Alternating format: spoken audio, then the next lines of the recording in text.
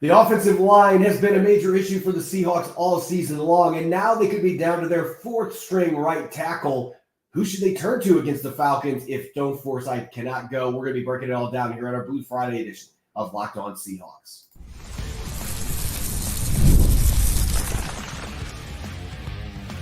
You are Locked On Seahawks, your daily Seattle Seahawks podcast, part of the Locked On Podcast Network, your team every day.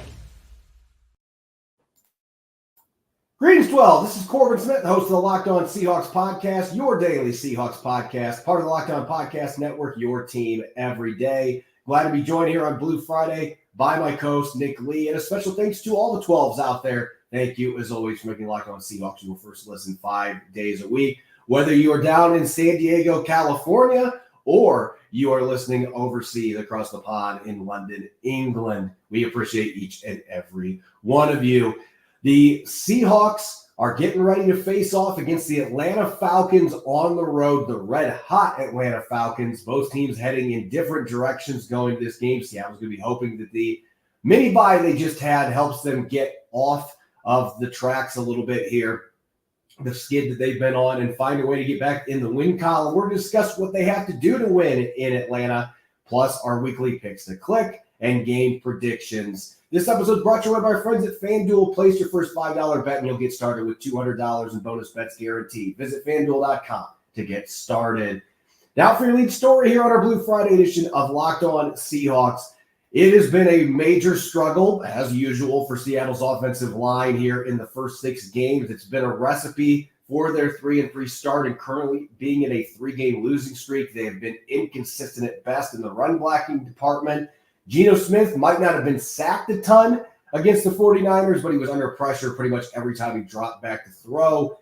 And one of the major culprits behind that has been third-string right tackle Stone Forsythe. And, guess what? The Seattle Seahawks may not have him for Sunday's game as he's dealing with a hand injury, which means now you are looking at your fourth-string right tackle. And, Nick, it's interesting. Before the show, we were talking about 2 different players. There actually might be 3 candidates to start at right tackle in this football game for the Seahawks. I don't know that necessarily makes me feel any better about the situation, but you have the ageless wonder that is Jason Peters, who now has been practicing a couple weeks. Mike McDonald made it sound like he would be ready to play if he's needed.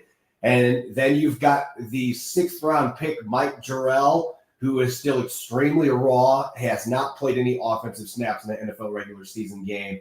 And you mentioned McClendon Curtis as well. Looking at the options that the Seahawks have at that right tackle spot if Stone Forsythe cannot go, Nick, who do you think makes the most sense to start against the Falcons and why? I don't know, me. I mean, I have that tweet about I volunteer as tribute to play right tackle.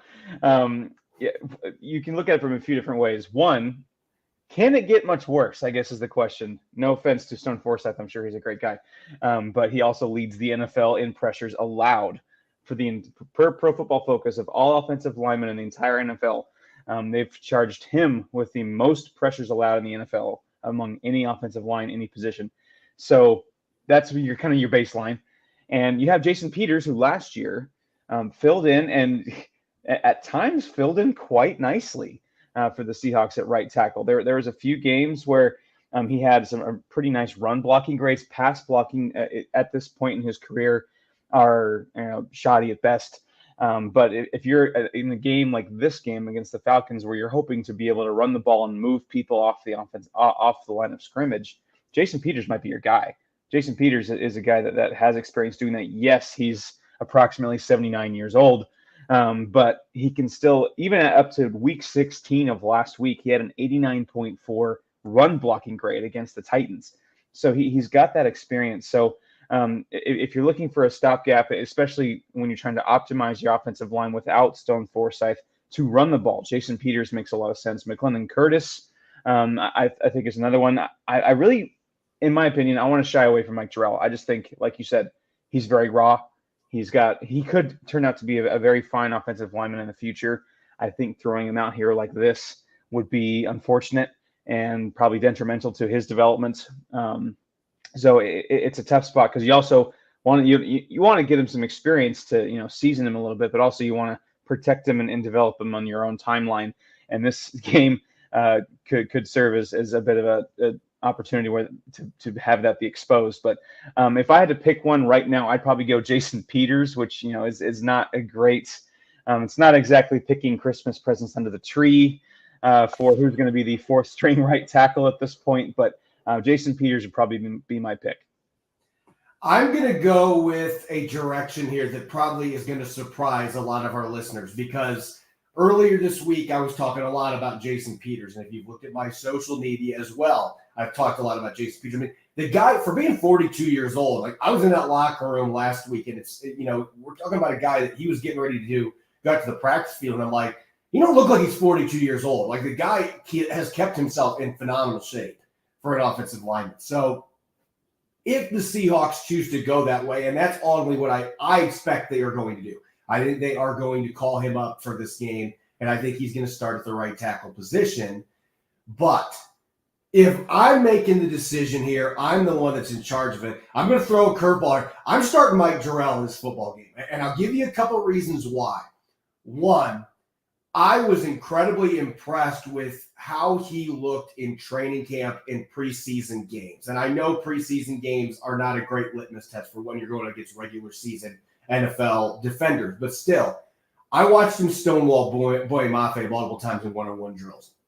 I watched him hold his own against other veteran players in Seattle's defense during scrimmage work. I just think that this kid, there's something intriguing about him already being ready. I mean, George Fant himself, when he was an undrafted rookie out of Western Kentucky that had really never played tackle in his life, he started 10 games when he was a rookie that year. And there were some bumps, obviously, but he also surprised. He played well. I think Mike Jarrell is the kind of athlete that can compensate for that inexperience against better competition. He's such an elite athlete that I think he could go out and get it done. And oh, by the way, the Falcons, knock on wood, the Falcons have 5 sacks this entire season. They have been the least potent pass rushing team in the entire NFL. And pressures and all that stuff. It's not just sacks. They have struggled to generate pressure. If there's a game where you can let Mike Jarrell get his feet wet a little bit and give him some confidence in play, then this could be the game to do it. And McClellan Curtis, I've gotten to the point now, the more that I've watched, I think he's a guard. I think that is where he's at his best. Now, if the Seahawks are worried about experience, at least Curtis has played a little bit of regular season action. Maybe they would go that route. But to me, I expect it's going to be Jason Peters. I think Peters is going to be one that gets called up. If I was making the decision, I'd be really hard-pressed not to go with Mike Jarrell, just because I think if there is a game where – I don't want to say get away, because Atlanta's a first-place NFL team. But if there is an opponent that they may be able to get him some much-needed experience and he can go out there, they're going to have to help him with tight ends. They're going to have running backs be willing to help. You can't put him on an island a bunch of times. At least let him get some confidence, and then maybe you can do that. But I don't know, Nick, I'm kind of intrigued by the idea in this particular game of seeing what Mike Jarrell can do. You make some fair points because, the Falcons are a solid team, but where they're not solid has been the pass rush. So I think what we're saying is Matthew Judon is probably going to line up towards the right side of the offensive line for the Seahawks, I think is what we're saying here. You make some great points. I think Jarrell can certainly make up for some deficiencies with just his athleticism. You know more than I do. You've been at practice more than I have. So I'll yield to your expertise there. It's just strictly on paper, just thinking about where this team is at. It's not necessarily a must win because it's it's game number 7, but to just stop the bleeding, just put a tourniquet on things and get this win in Atlanta. And with how you want to do it with the run game, I think Jason Peters does maybe bode well in that case. Yeah. But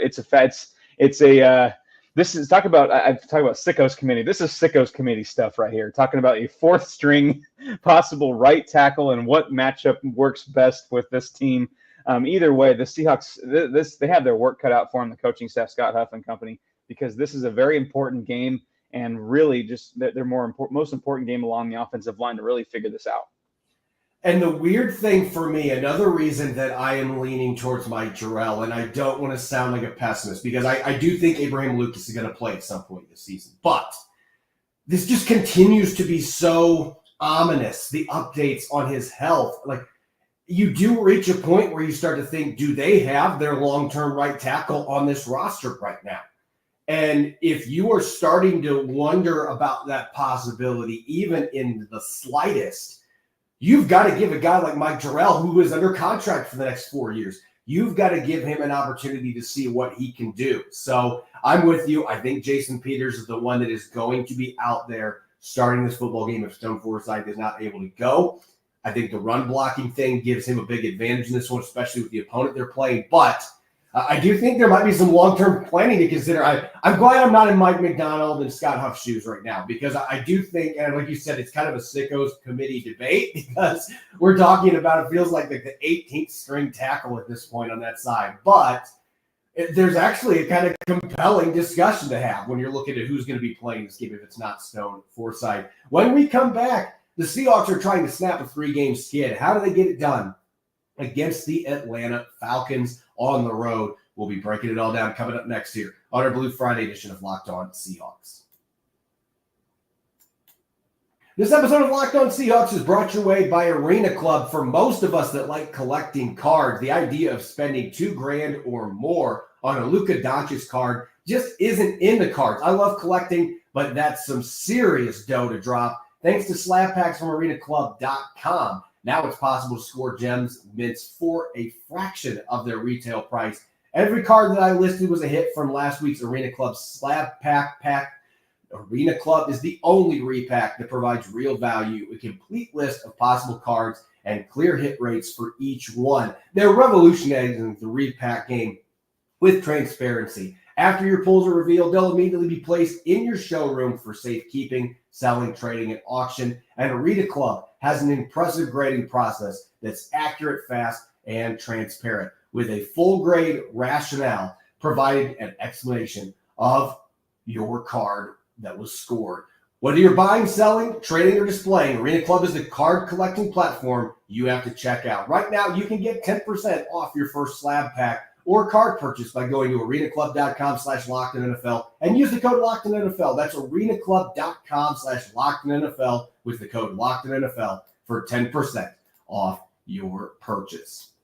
This episode is also brought by your friends over at Prize Picks, America's #1 daily fantasy sports app with over 5 million active members. Prize Picks is the easiest and most exciting way to play daily fantasy sports. Unlike other apps on Prize Picks, it's just you against the numbers, and Prize Picks is the only real money daily fantasy platform with an injury insurance policy so your lineups stay in play, even if one of your players gets injured. If your player leaves in the first half and doesn't return, Prize Picks keeps your lineup live. Prize Picks invented the flex play, which means you can still cash out if your lineup isn't perfect. You can double your money even if one of your picks doesn't hit. You can now win up to 100 times your money at Prize Picks with as little as 4 correct picks. Download the Prize Picks app and use the code LockedOnNFL and get $50 instantly when you play $5. That's the code LockedOnNFL at Prize Picks to get $50 instantly when you play $5. You don't even need to win to receive the bonus. It's guaranteed. Prize Picks, run your game.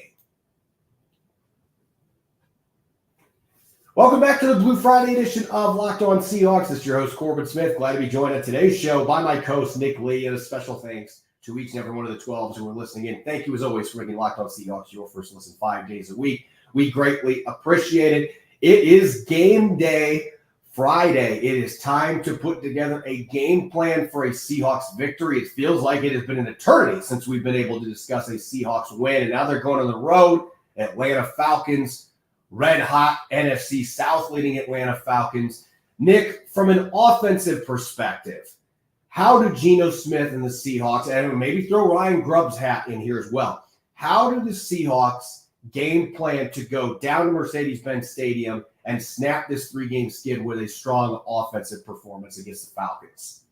Well, first, I think DK Metcalf needs to put on the headset and yell. No, just kidding. Those we're starting to get into those rainy days in the Pacific Northwest, and so maybe some umbrellas come out, and people eating lunch out there in the parks with umbrellas. You got to eat under the umbrella sometimes, and I think the Seahawks got to do that this week. The Falcons do have a solid 2-3 deep, whatever it is, defense. They have been really good at limiting the explosive plays. But they also leave opportunity for you to, quote, eat under the umbrella. The umbrella of the deep safeties, deep corners. They have given up some chunks in the short and intermediate passing game. And in fact, they are dead last in completion percentage allowed but also among the best defenses in not allowing explosive plays. So if you kind of read between the lines there, they do allow defense or offenses to complete passes underneath. And so I think the Seahawks have that opportunity. Of course, we've talked all season about the matchups they have at receiver. D. Alford is their slot corner who leads the team in receiving yards allowed. Get him in spots of conflict with Jackson Smith and Jigba, or heck, even DK Metcalf. I mean, you got to be creative to create some underneath stuff. So again, we don't need to get greedy here, but certainly there's some opportunities to get some yardage under the umbrella of their solid, deep defense to not allow the explosive play. But that does not mean the Seahawks can't rack up yards. And look, I don't want to sound too blunt, but run the damn football and run it well. Look, you're facing the 26th ranked run defense in the NFL. That is just ahead of the Seahawks. And we know how bad the Seahawks run defense has been the last 3 weeks. The Falcons not only are dead last in completion percentage allowed, they are near the bottom of the league in rushing yards allowed. I mean, they give up yards. This is a defense that's just been really good, as Aaron Freeman discussed in our crossover yesterday. They've been really good at bending but not breaking. Look, the Seahawks have got to break this defense, and you're not going to do that in this game, especially if you're playing a fourth-string tackle or a fifth-string tackle. I mean, we don't know which guy's going to be out there, but you have got to be able to run the football to help whoever is in the lineup replacing Stone Forsythe. You cannot expect to drop back 50-plus times with a fourth or fifth-string tackle and have success. I'm sorry. You have got to be able to run the ball, especially against an opponent that has been more than giving when it comes to giving up rushing yards this year. So get Ken Walker III and Zach Charbonnet rolling. I am not saying to go out and go run, pass every drive. That is not what I'm saying. But you got to run the damn ball. Have some creativity in how you do it and the way that you get it established. Get the offensive line lathered up a little bit. There's been too many games where they just haven't allowed that to happen. I think if they can do that, and they're relying on the quick passing game, even though this Falcons team is not giving up shots, eventually you're going to have to start making adjustments. If you cannot stop the run and Geno Smith is dicing you up in the intermediate passing game, that is where you may be able to get a few of those shot plays later in the game. But you have to earn the right to get shot plays in this game, and running the football is going to be crucial for that. Okay, Nick, let's go to the defensive side of the football, which has really been the biggest issue for the Seahawks in the last 3 weeks. And Atlanta, they've got one of the best arsenals on offense that you're going to find in the National Football League. They got a great run game. They've got really good receivers, tight ends. Kirk Cousins has looked like an MVP candidate for big chunks of this season, particularly the fourth quarter. He has been absolute money. How do the Seahawks go to Atlanta against this hot offense full of weapons and get out of there with a win? Well, I think this you kind of named the Achilles heel here for the Seahawks. This could be the deciding factor. We got Bijan Robinson, who's all world. My guy Tyler Algier, who's the single season rushing record leader for BYU, also defending Angry Runs champion. So I mean, this is a hot running attack that is physical. And then I'm looking on the other side. The Seahawks have allowed 403 rushing yards in their last 2 games. I mean, it's been awful. And if I'm a Falcon, if this is Locked On Falcons, and if this is a Falcons, game plan thing, I'm seeing that, and I am just drooling that we have Bijan Robinson and Tyler Algier, 2 of the more, maybe 2 of the. It's probably a top 3 running back duo right now in the NFL against this Seahawks run defense. What they've shown the last few weeks, that is the game right there. If the Seahawks can have any hope of winning this game, especially on the road, in a louder, indoor environment, this is where the game is won or lost. Can you contain Bijan Robinson and Tyler Algier? And especially with the return of Byron Murphy, which I think can't be understated or can't be overstated because you've seen that presence missing in the run game. The Seahawks have looked a lot like the 2023 Seahawks defense in the run game. And this is a very, very good running attack for the Falcons. I think this is where the game begins and ends, is can you slow down this run game? Because a few things happen here.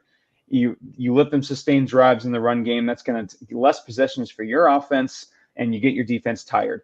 And then I also kind of found an interesting quirky stat. The Seahawks offense is dead last right now in average field position starting. So they are 32nd out of 32 NFL teams in average field position to start a drive. And that has a lot to do with the defense allowing the opposing offense to drive down and punt, either punt or turn the ball over, or whatever, inside the the 20-yard line, or inside the 5 or inside the 3, which we've seen the Seahawks unfortunately do several times. So that all kind of blends together with, can they slow down this run game? Yeah, and I think that could be a special teams key. Don't let the ball get down to the 1-yard line. Like, I don't care if you fair catch it at the 6. That's better than the 1. So that's a special teams key that I'm going to throw in there. But as far as defense goes, look, the one thing you've got to consider here, and yes, we could talk run defense all day. It has been the biggest problem for the Seahawks. It remains the biggest problem for the Seahawks. But Atlanta is, I believe, 18th or 19th in rushing attempts this year. They're 21st in rushing yardage.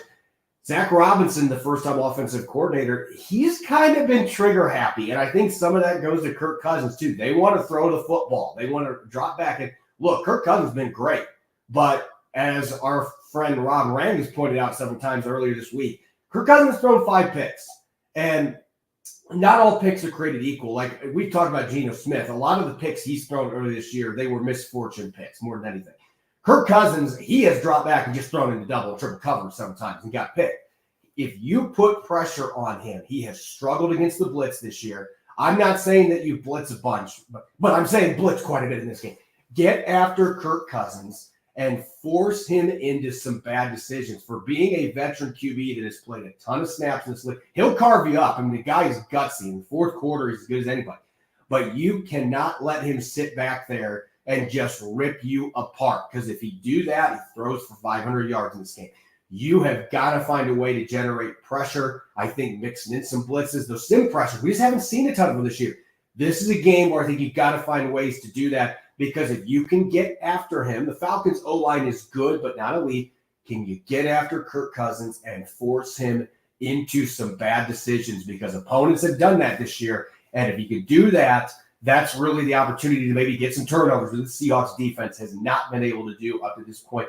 I think they've got to be able to get 1 or 2 turnovers in this game to have a shot to win. You do that by getting pressure on Kirk Cousins and hoping that you can force him into some bad throws or rush throws and get a turnover or 2 via interception. Up next, we are going to switch gears. We're going to go to our picks to click and our game predictions for Week 7. Don't go away. You're listening to the Locked On Seahawks podcast. This episode is brought your way by our friends over at FanDuel. You can start the NFL season with a big return on FanDuel, America's #1 sportsbook. When you get a hunch in the middle of the game, you can check out the latest stats, view live play-by-play, and so much more on the same page where you place your bets. You'll get started with $200 in bonus bets guaranteed when you place your first $5 bet. You can bet on everything from DK Metcalf scoring a touchdown against the Falcons, or Noah Fant being the first player in Sunday's game with a 30-plus yard reception. Just throw in a $5 bet, and you'll get $200 in bonus bets. Just visit FanDuel.com and download America's #1 sportsbook.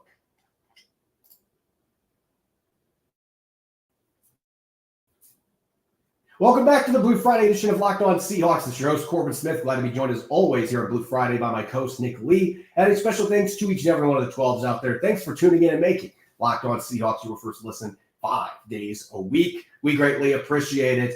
Nick, we are quickly approaching kickoff at Mercedes-Benz Stadium. Seahawks traveling down to Atlanta to face the Falcons, those dreaded Eastern time zone 10 a.m. games, which the Seahawks have actually been pretty darn good at, and they won their only one they've had this year. But let's talk picks to click. The players that we think are going to have big games this week for the Seahawks to give them a chance to win. And I'm going to start on the offensive side of the football, Nick. I think there's a low-hanging fruit that you are planning to pick on here for this football game, at least based on what we just talked about with offensive game plan. I don't even know if it's low-hanging. I think it might be just rotting on the ground at this point. And that's Ken Walker III. I mean, the Seahawks are 2-0 this year when they run for more than 20 times. And I know there's a lot that goes into that, not trailing early, which the Seahawks did on Thursday night against the 49ers, kind of got them out of their rhythm early. So I'm going to go Ken Walker, mostly because he has to click. The Seahawks have to get him clicking, because if Walker ain't clicking in the Seahawks, I ain't picking, because that's kind of how I think the game goes, is if Ken Walker, again, they get away from the run game, or they have to get away from the run game, it's not going to end well. So Ken Walker, if you give him a chance, he's probably your best weapon right now. Yeah, I'm going to go to the receiving core. And you mentioned D. Alford earlier at the slot cornerback position.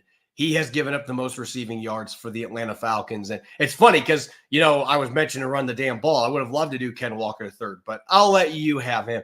But I'm going to go with JSN. And I'm 0 for 2 this year in the regular season when I've picked JSN. He's had really good games when I haven't picked him, and then he's been non-existent. So I'm hoping that this is not a long-term curse. I am going to pick him for this game because Seattle is going to have to rely on that intermediate game to be able to move the ball. The Falcons are not going to give you a bunch of opportunities to throw the ball downfield deep, but I feel like against D. Alford, this is a matchup that really favors Jackson Smith-Njigba, and it is a situation that allows him to be able to thrive attacking the middle of the field, especially in those 10-yard varieties, 10 to 15-yard varieties. We're looking at our dig routes, our mid-level drags. We have, you can run pivot routes out of that, whatever you want to do to attack the middle of the field, but use Jackson Smith-Njigba there. I feel like this is a game that he should have opportunity, especially because the Falcons could be down to backup linebackers as well. This is a game that middle of the field should be ripe to be able to seize the opportunity, and I think Jackson Smith-Njigba is going to be the big recipient there. In fact, I'm going to say his second 100-yard receiving game this year. It'll happen in this game with a lot of those intermediate targets, chewing them up, high volume opportunities for the second-year receiver. Okay, on the defensive side of the football, Atlanta's got a ton of different weapons that the Seahawks are going to have to deal with. Who is your defensive pick to click for the Seahawks heading into Week 7? I'm going to go with a guy who it's been a little quiet for him, maybe perhaps to quote Shrek, too quiet, and that is Devin Witherspoon. I'm going to stop short of saying he's having a sophomore slump. I don't think that's quite it yet. I think it's a combination of he had a really, really good rookie year, really good start, and then also teams are like, oh, he's kind of good. Maybe we shouldn't go that way. Yeah. That too. But he's been a little quiet with the splash plays. He has no picks yet, no sacks. And only one pass defense, Stephen, which is surprising. Again, facing less targets on average right now. But I'm going to go with he gets his first interception this time. Like you mentioned with Kirk Cousins, he is prone to forcing things. Devin Witherspoon isn't really a guy you want to be forcing things towards. So give me Devin Witherspoon with his first interception of the year. I was thinking about really going out into left field here because Roy Robertson Harris literally just got here from London a couple days ago. And asking him to step in and give you a lot of contributions is probably asking a little bit much. But the more that I thought about it, Byron Murphy II, I love the cockiness and the confidence that he displayed, saying that the Falcons are going to feel him on Sunday. Listen, I got to go with a guy like that that's got that kind of confidence because, look, he has been a guy that every level he's been at, he walks the walk. He is quietly cocky. He's not a guy that's, super going to come out and be, providing a bunch of flair with it. I mean, we're not looking at a Deion Sanders type here, but he is very confident in his abilities. And look, the Seahawks are undefeated when Byron Murphy plays. I think his presence in this game, the Falcons' interior O-line is solid, but not great. I think Byron Murphy II comes back with a bang. I think he gets a sack in this game, and I think he gets a strip sack on Kirk Cousins, who Cousins will have issues at times where he gets locked in downfield, and he can be loose with that football when he's getting ready to throw it. I think Byron Murphy II gets to him, and I think he's also going to have a good game against the run. I think he's really been a huge missing piece for this team the last 3 weeks with their run defense struggling so much. Not that the DTs have been bad, but his ability to gobble up double teams and still make plays, it really changes things in terms of how you handle your gap responsibilities. So I'm going to go with Byron Murphy II. Okay, game predictions time. Here we go, Nick. You and I right now, with all things considered, we are both sitting at 4-2 in the predictions realm. Going into this week, do the Seahawks get off the schneid? Do they get this victory to go to 4-3 and end that 3-game losing streak? Or do they drop this and go to 0-4 against NFC opponents, which that's not a good situation when we're talking tiebreakers at the end of the year? Oof, yeah, that would be rough. So look, this is on the road. The team is reeling. I really do need the Seahawks defense to show me something if I'm going to pick them. My biggest worry is the Falcons have, like you mentioned, they haven't really leaned fully into the run game as like maybe they should, but they have one of the more talented duos of running backs in the NFL, and the Seahawks run defense has just been bad. And that is really worrisome. So unless Byron Murphy's return is massive, like you say, or they force Kirk Cousins into a bad turnover late, I do think this game favors the Falcons. I'm going to go 27-24 Falcons. They hit the spread right on the nose there. I believe last time I checked, they were 3-point favorites at home in Atlanta. So unfortunately, the early kickoff, which the Seahawks have done well with recently, but still just a lot of things working against the Seahawks health-wise. They get a little healthier, but that right tackle situation has me worried a little bit too. The run defense. So unfortunately, I have the Seahawks losing by 3. We are going into a vaunted Geno Smith dome game, and I think this is going to be a back and forth track meet. I think there's going to be a lot of points, and I just think that Eugene Cyril Smith is going to bring it this week. I look at this Falcons defense.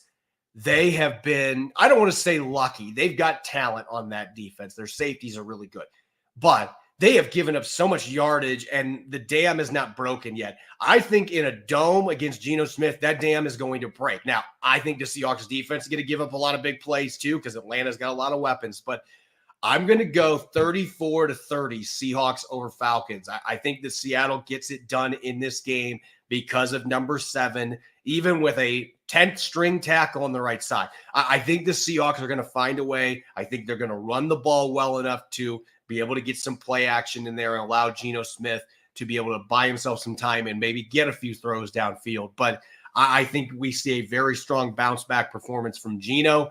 The defense, I'm not going to say a bounce back performance, but they're going to find a way to get a couple turnovers that are going to lead to some points on offense. And I think in a high scoring affair, much like we've seen in Detroit, the last couple of years, I think this is a very similar style game. So again, I'm going to go 34-30 Seahawks, get the win and improve to 4-3. We'll see which one of us ends up being correct. As always, you can follow me on X and Threads at Corbin Smith NFL. You can follow Nick at NickLead51. Make sure to subscribe to Locked On Seahawks on YouTube and wherever you listen to your podcast to make sure you don't miss a single episode. Coming up on Sunday after the game, live from Mercedes-Benz Stadium, win or lose, I'll be hosting our Locked On Seahawks post-game podcast. Make sure that you are tuning in, and hopefully it's going to be a victory post-game show for the first time in what feels like a decade. Enjoy the rest of your Friday, and thanks for listening. Go Hawks.